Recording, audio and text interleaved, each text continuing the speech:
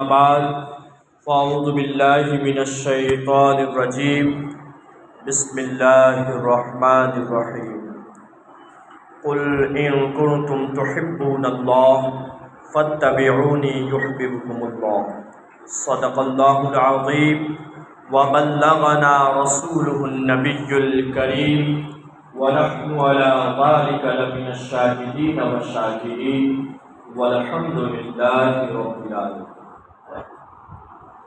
ان اللہ وملائکتہ یصلون علی النبی یا ایھا الذین آمنوا صلوا علیہ وسلموا تسلیما۔ اللہم صل وسلم وبارک علی نبینا محمد وعلی آل محمد وبارک وسلم۔ صلاۃ و سلام علیک یا رسول اللہ صلی اللہ علیہ وسلم۔ رئیس المحققین امام المتکلمین حضور شیخ الاسلام والمسلمین ارشاد فرماتے ہیں کہ عروج آسماں کو بھی نہیں خاطر میں لائی، عروج آسماں کو بھی نہیں خاطر میں لائیں گے، مقدر سے اگر 2 گز زمین طیبہ میں پائیں گے۔ اور آگے فرماتے ہیں کہ مدینے میں سنا ہے بگڑیا بنتی ہے قسمت کی، مدینے میں سنا ہے بگڑیا بنتی ہے قسمت کی، وہاں جا کر ہم اپنا بھی مقدر آزمائیں گے انشاءاللہ، وہاں جا کر ہم اپنا بھی مقدر آزمائیں گے۔ اور اگر کل جان جانی ہے تو یا رب آج ہی جائے۔ لوگ موت سے ڈرتے ہیں کہ بچا لیا جائے، بیمار لوگ ڈرتے ہیں کہ کہیں موت نہ آ جائے، لیکن واہ عشق دیکھیے ان کا کہ فرماتے ہیں کہ اگر کل جان جانی ہے، اگر میرے مقدر میں کل جان ہے، کل میری روح قبض ہوگی، کل مجھے موت ہے، تو اے اللہ اگر کل جان جانی ہے تو یا رب آج ہی لے لے۔ سنا ہے قبر میں بے پردہ وہ تشریف لائیں گے، سنا ہے قبر میں وہ بے پردہ تشریف لائیں گے۔ یہ عشق ہے دوست۔ اور آگے فرماتے ہیں قسم ہے مالک یوم قیامت کی قیامت میں، قسم ہے مالک یوم قیامت کی قیامت میں، مرادیں اپنے دل کی ساقی کوثر سے پائیں گے۔ اور مقطع میں فرماتے ہیں کہ نگاہ حضرت موسیٰ بھلا کیا تاب لائیں گی، نگاہ حضرت موسیٰ بھلا کیا تاب لائیں گی، رخ انور سے وہ اختر اگر پردہ ہٹائیں گی، رخ انور سے وہ اختر اگر پردہ ہٹائیں گے۔ ایک مرتبہ درود شریف پڑھ لیجیے، اللہم صلی علی سیدنا و مولانا محمد وعلی آل سیدنا و مولانا محمد کما تحب و ترضی، صلی علیہ صلاۃ و سلام علیک یا رسول اللہ صلی اللہ علیہ وسلم۔ اے محبوب آپ فرما دیجیے، قل ان کنتم تحبون اللہ، اے محبوب آپ فرما دیجیے کہ اگر تم اللہ سے محبت کرنا چاہتے ہو، فاتبعونی تو میری اتباع، میرے پیچھے پیچھے چلو، میرے مارگ کو اپناؤ، میرے راستے کو اپناؤ، میری اتباع کرو، میری اطاعت کرو۔ اب ایسا تو ہو ہی نہیں سکتا کہ ہم جس کے پیچھے چلیں، ہم جس کی اتباع کریں، ہم اتباع تو کر لیں اور اس کی محبت نہ ہو۔ بغیر محبت کے تو اتباع پیدا ہی نہیں ہوتی۔ تو حضور کی محبت کے ساتھ اگر اتباع ہوگی تب ہم اللہ کو اللہ سے ہم اپنے کو قریب کر لیں گے، ہم اپنے کو اللہ کے قریب اتنا کر لیں گے کہ اس آیت کے مطابق اللہ آگے فرماتا ہے یحببکم اللہ، کہ میں تم سے محبت کروں گا، میں تمہیں اپنا محبوب بناؤں گا۔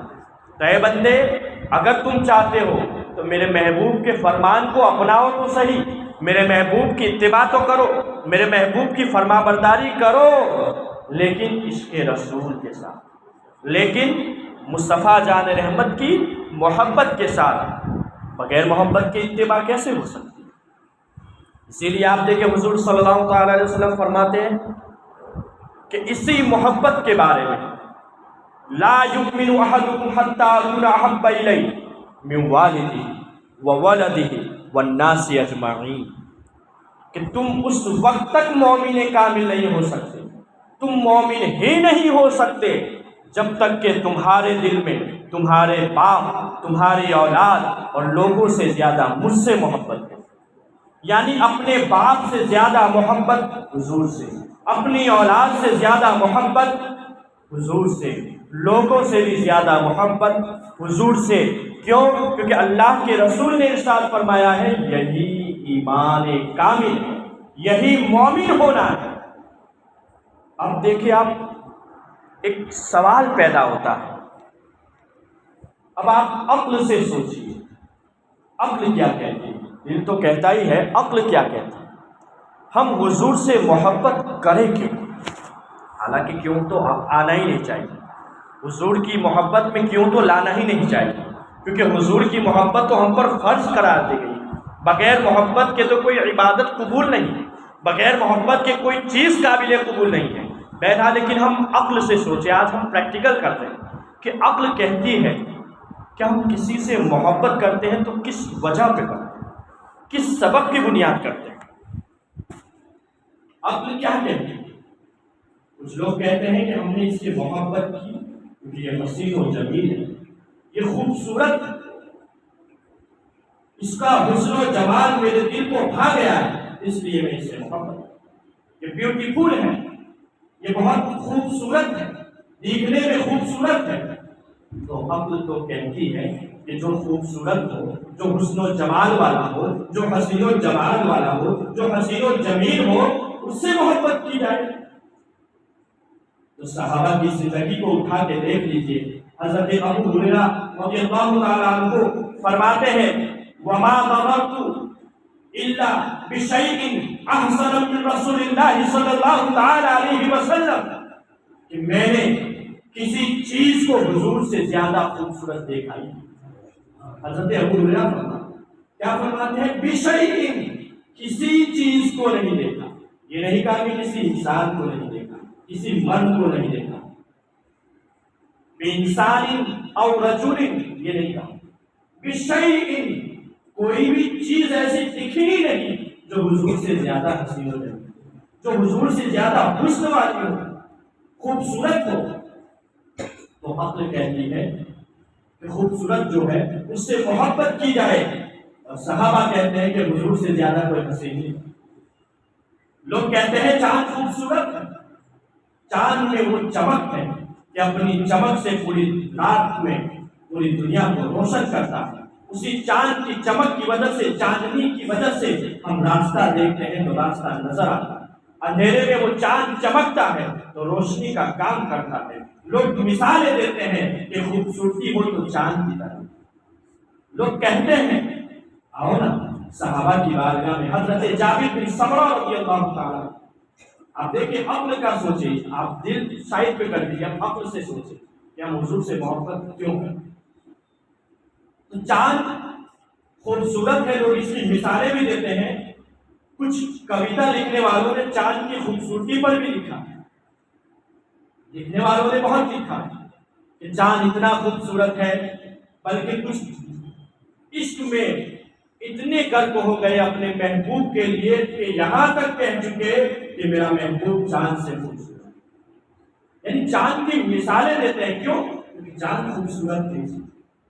آؤ نا حضرت جابر بن سمرہ رضی اللہ تعالیٰ عنہ فرماتے ہیں، وہ کہتے ہیں، حدیث پاک بیان کرتے ہیں کہ ایک بار میں نے دیکھا کہ ہمارے آقا رحمت عالم نور مجسم سید الانبیاء محسن اعظم صلی اللہ تعالیٰ علیہ وسلم تشریف فرما ہے، سرخ رنگ کا جوڑا کپڑا پہنا ہوا ہے، اور میں دیکھتا ہوں کہ آسمان میں 14ویں کا چاند۔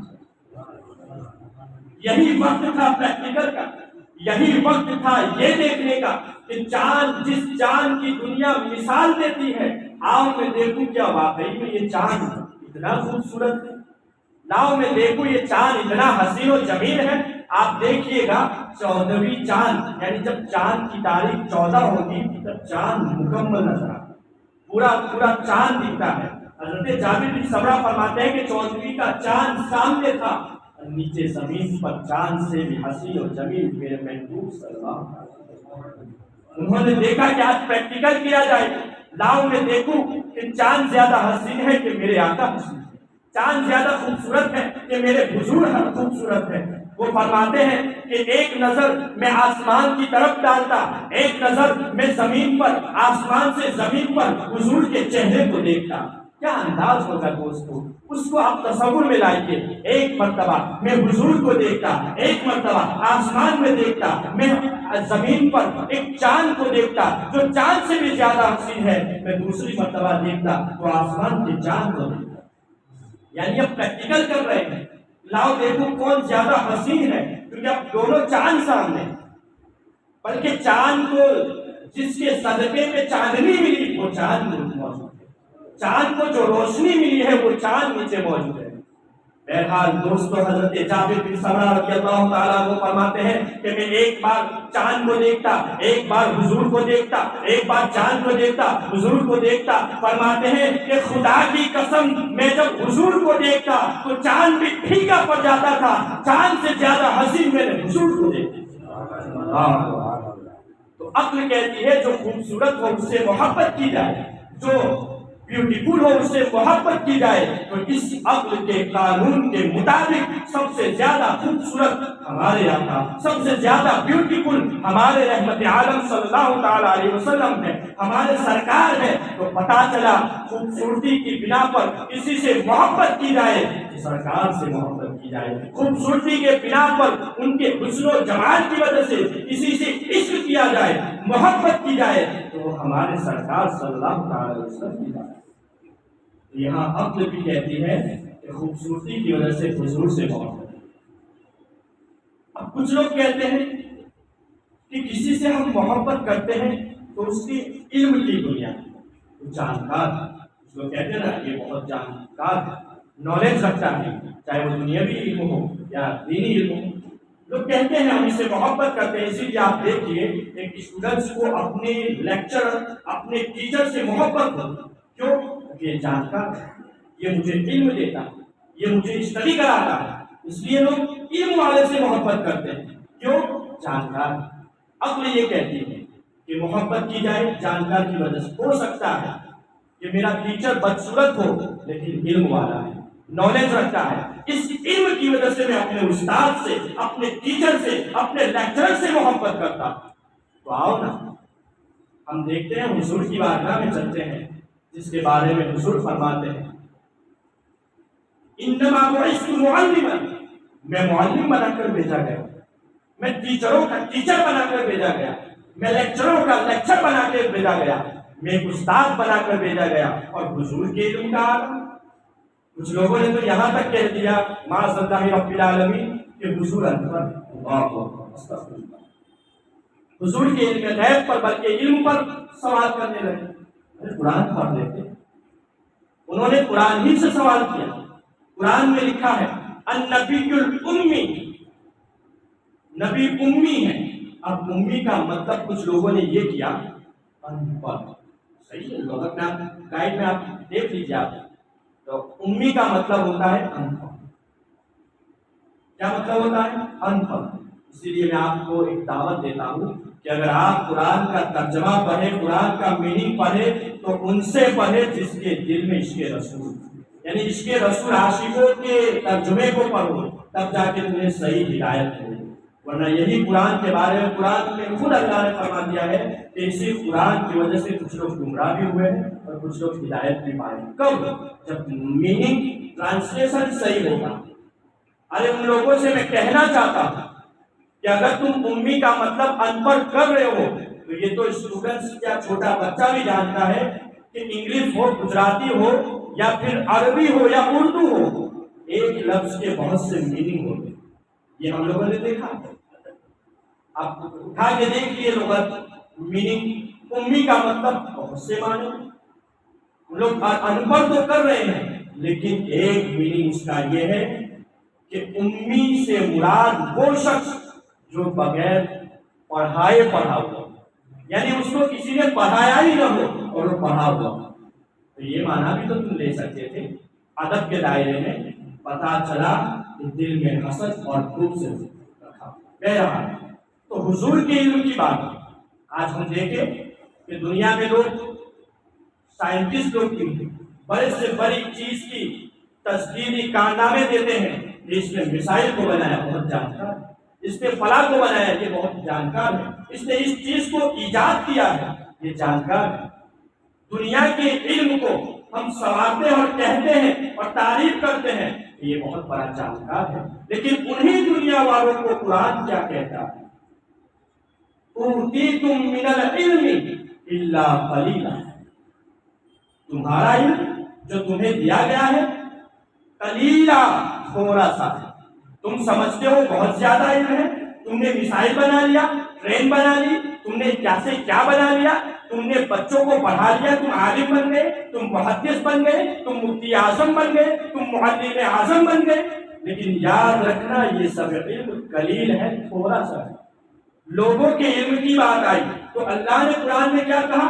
قلیلا، تھوڑا سا علم۔ اور جب محبوب کے علم کی بات آئی، جب ہمارے اور آپ کے آقا کے علم کی بات آئی تو یہ نہیں کہا کہ محبوب دنیا والوں کو تو تھوڑا دیا، آپ کو کثیر دوں گا، آپ کو زیادہ دوں گا، دنیا والوں کو کم دیا، آپ کو اس سے بڑھ کر دوں گا۔ نہیں دوستو، جب قرآن میں محبوب کا ذکر ہوا، محبوب کے علم پر قرآن کے آیت نازل ہوئی تو قرآن کہتا ہے وَعَلَّمَكَ مَا لَمْ تَكُنْ تَعْلَمُ، اے محبوب ہم نے تمہیں وہ سب چیز سکھا دی ہے، ہم نے تمہیں ان تمام چیزوں کا علم دیا ہے جو آپ نہیں جانتے، جو نہیں جانتے تھے۔ یعنی ایسی کون سی چیز ہے جو حضور نہ جانتے ہو، میں نے اس کا بھی علم دے دیا۔ لوگ کہتے ہیں حضور کو علم غیب نہیں، ارے نادان قرآن پر قرآن کہتا ہے، تم کہتے ہو علم غیب نہیں جانتے تھے، میں نے وہ بھی علم دے دیا۔ قرآن کہہ رہا ہے نا جو نہیں جانتے تھے وہ سب دے دیا، یعنی کوئی چیز حضور سے چھپی ہوئی نہیں ہے۔ پتا چلا پوری دنیا میں کوئی حضور کے علم کو پہنچ ہی نہیں سکتا، اور دینے والا اور لینے والے کے علاوہ کون جان سکتا ہے کتنا علم ہے؟ تو اس سے بھی آپ نے کہا کہ جو زیادہ علم رکھتا ہو اس سے محبت کی جائے، تو حضور سے زیادہ محبت ہم کسی سے کبھی کیسے سکتے ہیں؟ کیونکہ سب سے زیادہ علم والا تو ہمارے آمنہ کا لال ہے، سب سے زیادہ علم والا تو ہمارے اور آپ کے آقا رحمت عالم ہے، صلی اللہ تعالیٰ علیہ وسلم ہے۔ تو علم کی بنیاد پر اگر کسی سے محبت کی جائے تو وہ مدینے کا تاجدار ہے، وہ مصطفیٰ جان رحمت ہے، وہ نور مجسم ہے، وہ سید الانبیاء کی ذات ہے۔ تو پتہ چلا محبت کی جائے تو سبب یہ بھی بیان کیا جاتا ہے کہ جو زیادہ خوبصورت ہو تو اس سے پتہ چلا حضور سے محبت، جو زیادہ علم والا ہو تو حضور سے زیادہ علم والا کوئی نہیں، تو حضور سے محبت۔ اب تیسری چیز ایک لی جاتی ہے کہ ہم کسی سے محبت کرتے ہیں تو اس کے اخلاق کی وجہ سے، اس کے کردار کی وجہ سے، اس کے لوگوں سے بیہیویئر کی وجہ سے، کہ وہ لوگوں سے ملتا جلتا ہے۔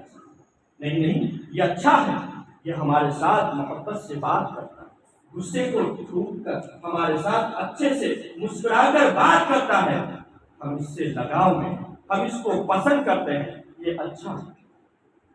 عقل کیا کہتی ہے؟ اچھا کردار ہو، اچھا اخلاق ہو تو ہم اس سے محبت کرتے ہیں۔ حضور کا کردار، حضور کا اخلاق، جس کے بارے میں قرآن خود اعلان کر دے، تم سمجھتے ہو کہ اخلاق تمہارے پاس ہی ہے، تم سمجھتے ہو تم ہنس کر مسکرا کر بات کر دو تو تم اچھے اخلاق والے ہو گئے۔ یاد رکھنا قرآن فرماتا ہے کہ انما لعلی خلق عظیم، اے محبوب آپ خلق عظیم والے، آپ کا اخلاق عظیم ہے۔ اور کتنا عظیم؟ دنیا نے دیکھا ہے کہ ابھی نبوت کا اعلان نہیں ہوا ہے، ابھی حضور نے اعلان نبوت نہیں کیا ہے، لیکن کفار قریش، مکہ کے کفار یہ کہتے نظر آتے ہیں جب پوچھا گیا کہ محمد بن عبداللہ کون ہے، کیسا ہے، ان کا کردار کیسا ہے، تو صادق الامین کے لقب سے نوازتے ہیں۔ وہی کافر جو ابھی حضور نے نبوت کا اعلان نہیں کیا، ابھی حضور نے اسلام کی دعوت نہیں دی، لیکن دعوت دینے سے پہلے حضور کے کردار کی واہ واہ ہو، حضور کے کردار اور اخلاق پر لوگ مرتے نظر آتے، ان کے اسلام کی دعوت سے پہلے لوگوں نے ان کو صادق الامین کیا۔ حضور کی بات آئی تو کہا یہ جھوٹ کبھی نہیں بولتے، یہ سچے ہیں، یہ محمد بن عبداللہ یہ جو بچہ ہے وہ کبھی جھوٹ نہیں بولتا، یہ سچ بولتا ہے، یہ امانت میں خیانت نہیں کرتا۔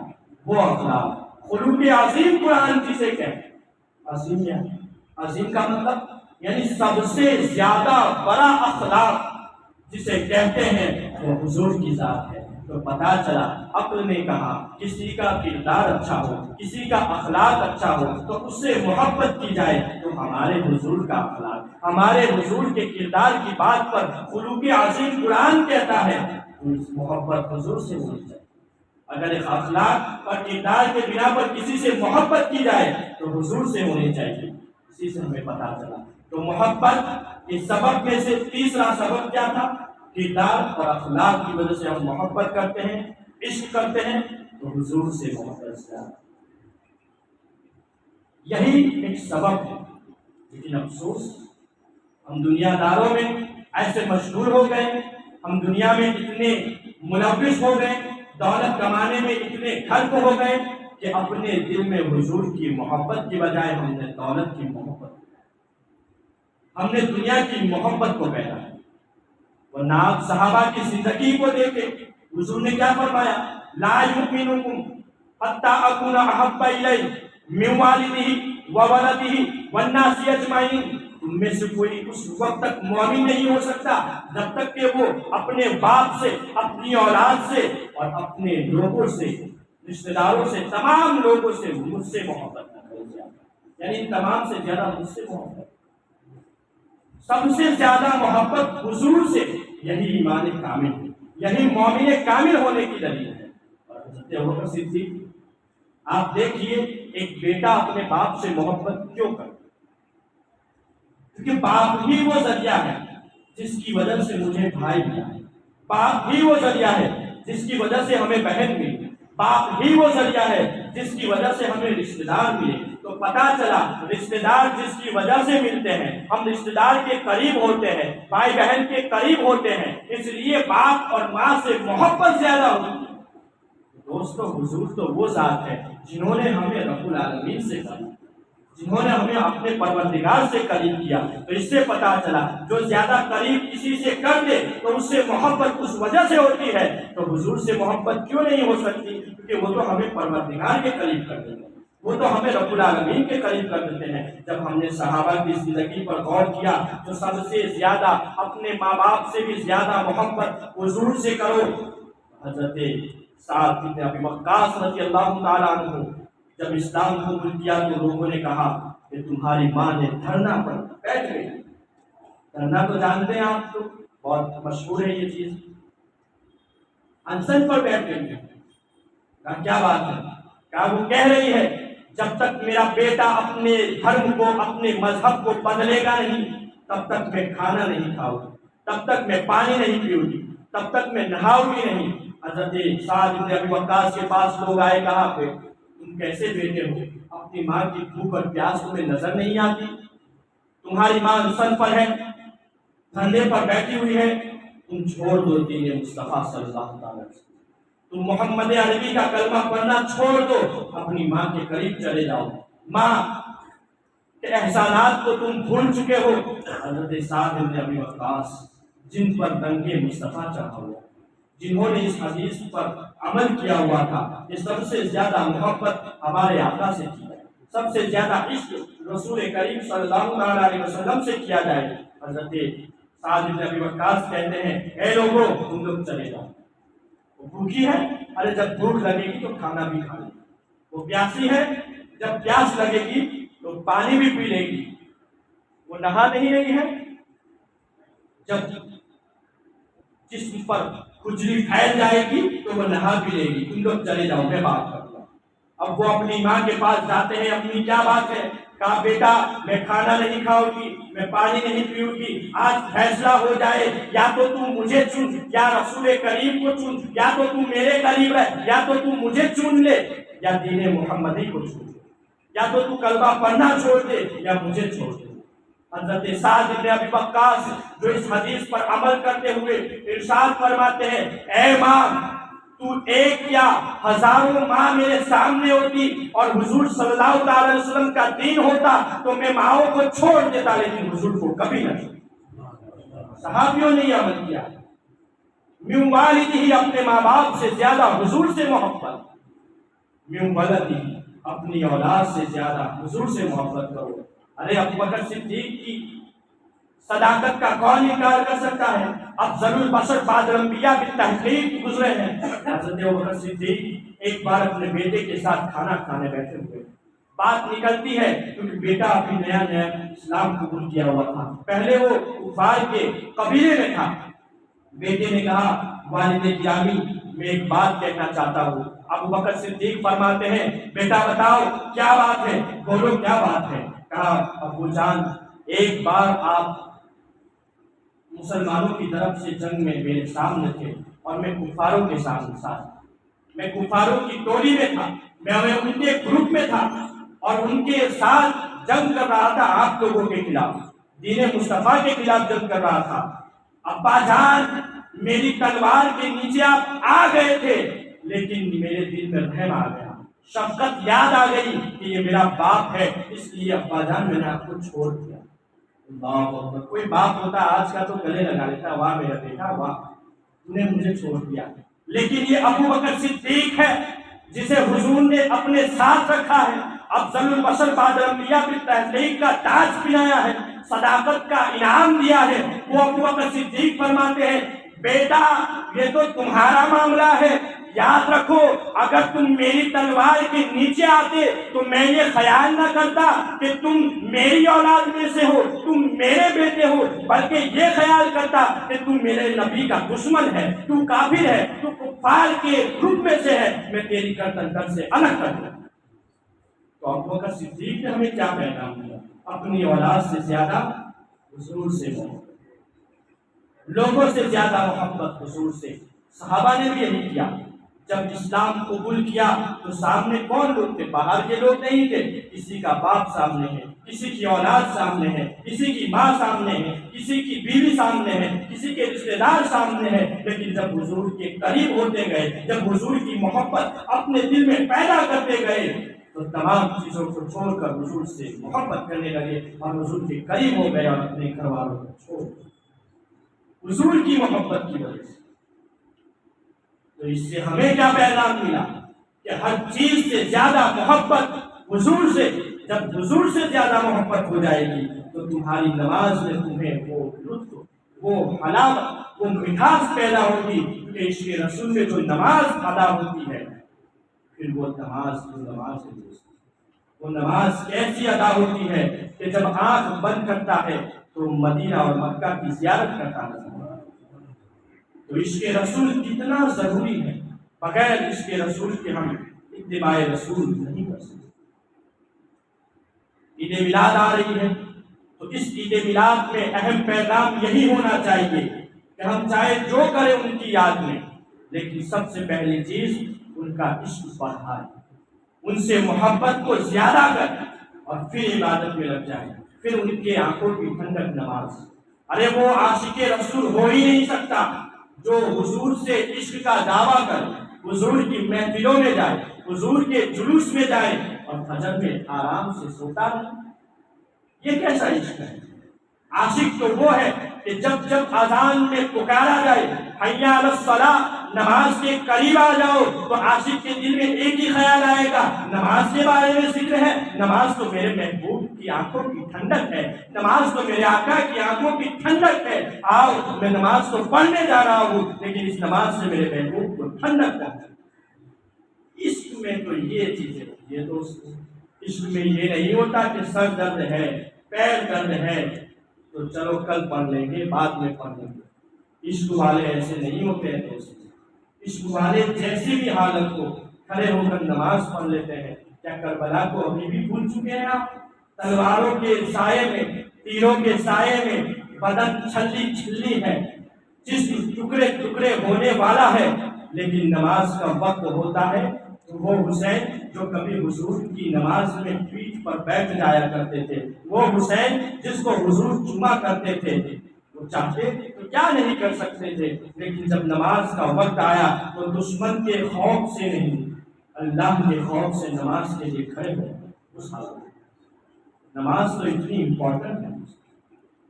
ابھی اعلیٰ حضرت کا ذکر گزرا ہے، اعلیٰ حضرت عشق رسول میں ایسے مامور تھے کہ جب یہ بیمار ہوئے تو چار لوگوں کو بلاتے اور کہتے اٹھاؤ واپس سے چلے جاؤ اور میں نماز پڑھوں گا اور دیوار سے یا کسی چیز سے ٹیک لگا کر کھڑے کھڑے نماز باجماعت پڑھوں گا، کیونکہ وہ بھی عاشق رسول سے، وہ بھی جانتے ہیں کہ میرا عشق یہ گوارا نہیں کرتا میں اپنے گھر پہ بیٹھ کے نماز پڑھوں، بیٹھنا گوارا نہ کرتا، بلکہ ایک بار تو ایسا ہوا کہ نماز پڑھنی ہے، وقت گزر رہا ہے لیکن کوئی مل نہیں رہا ہے، تو اپنے پیروں کو گھسٹ گھسٹ کر مسجد میں آئے اور وہاں جاتے۔ یہ ہوتا ہے عشق رسول۔ اور ہم عاشق رسول کہیں اپنے کو، غلام مصطفیٰ کہیں اپنے کو، ہم اللہ کے رسول کے چاہنے والے کہیں، اور اذان ہوتی رہے اور ہم بستر نرم نرم بستر پر سوتے رہے، نمازوں میں غائب رہے، ہماری مسجد ویران رہے، ہمیں کوئی خوف نہیں، پھر کوئی مسجد کے بارے میں غلط بیانی کرے تو ہم باہر نکل آئے، ارے اس کے غلط بیانی سے تکلیف تو بعد میں ہوگی، لیکن تو سوچ کہ جب اذان ہوتی ہے تو تو اپنے نرم بستر پر سوتا رہتا ہے، وہ مسجد یہاں ہوتی ہے اور ویران چیز کو دیکھ کر وہ مسجد تمہاری بددعا کرتی ہے۔ روایتوں میں یہ موجود ہے کہ مسجد بے نمازیوں کے لیے بددعائیں ہیں۔ بہرحال دوستو، عشق رسول جب پیدا ہوگا نا تو نہ نمازیں چھوٹے گی، نہ عبادتیں دور ہوگی، نہ گناہوں کے قریب ہم جائیں گے۔ اس لیے سب سے اہم چیز عشق رسول کی شمع دل میں جلائے، اسی لیے تو میرے استاد کرام حضور فاضل بغداد سید حسن عسکری اشرف شفیع الجیلانی فرماتے ہیں کہ دل کی دنیا کو اندھیرے سے بچائے رکھیے، جو اندھیرا دل میں ہے اس سے بچائیے دل کو، دل کی دنیا کو اندھیرے سے بچائے رکھیے، یاد احمد کی شمع دل میں جلائے رکھیے، لذت دنیا تو فانی ہے، دنیا کی لذت فانی ہے، یہ مٹ جائے گی، ارے کام جو حشر میں آئے وہ کمائے رکھیے، اور گردش دنیا سے بچنا ہے اگر حسن تم کو، اپنے محبوب کی محفل کو سجائے رکھیے۔ وآخر دعوانا الحمدللہ رب العالمین۔